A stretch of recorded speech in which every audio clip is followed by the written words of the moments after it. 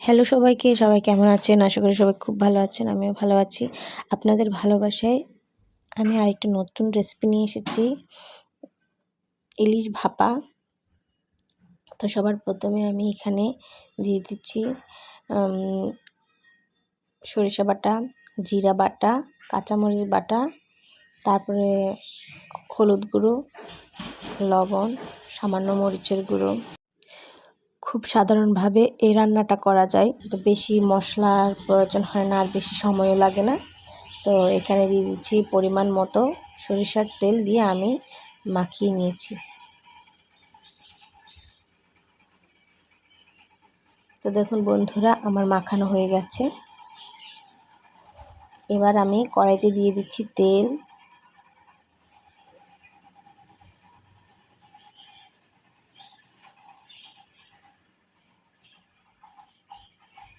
তেলটা গরম হয়ে গেছে। এবার আমি এতে দিয়ে দেব কালি জিরা। কালো জিরাটা ভাজা হয়ে গেলে আমি এবার দিয়ে দেব মেখে রাখা মাছগুলো। সময়ও কম লাগে, খুব তাড়াতাড়ি হয়ে যায় রান্নাটা, আর খেতেও কিন্তু অসাধারণ।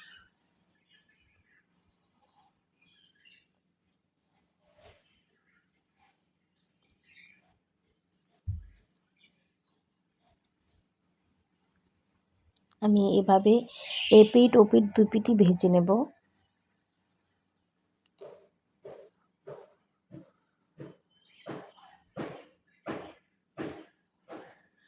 তো দেখুন বন্ধুরা, আমার এক পিঠ ভাজা হয়ে গেছে।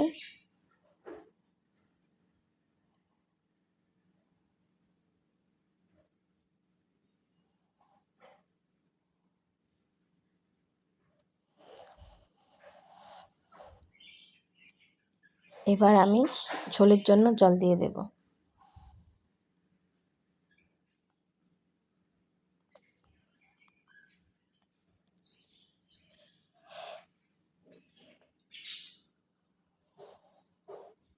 তা আমি বেশি করে জল দিয়ে দিয়েছি।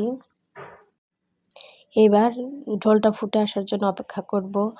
ঝোলটা ফুটে এলে ঢাকনা দিয়ে ঢেকে অল্প তাপে আমি রান্না করে নেব। এখানে আমি দিয়েছি কয়েকটা কাঁচা মরিচ দিয়ে, তারপর ঢাকনা দিয়ে ঢেকে আমি বেশ কিছুক্ষণ রান্না করে নেব। আর আমি বেশিরভাগ রান্নাতে চেষ্টা করি রান্নার শেষে একটু সামান্য চিনি দেওয়ার জন্য।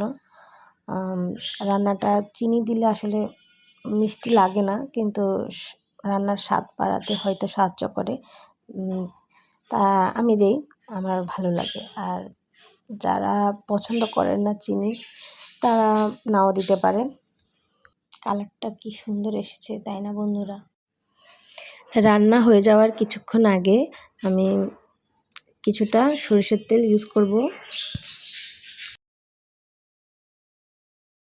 আমার রান্নাটা হয়ে গেছে, তাই আমি গ্যাসটা অফ করে দিয়েছি। তারপরে এই যে আমি একটা বাটিতে তুলে নিয়েছি মাছগুলো। দেখতে কেমন হয়েছে অবশ্যই জানাবেন।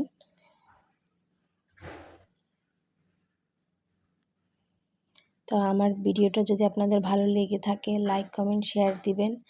আর সবাইকে অনুরোধ করব আমার ভিডিওটা না টেনে পুরোপুরি দেখার জন্য। সবাই ভিডিওটা দেখবেন। আর যারা ফলো করেনি তারা প্লিজ ফলো করে দেবেন।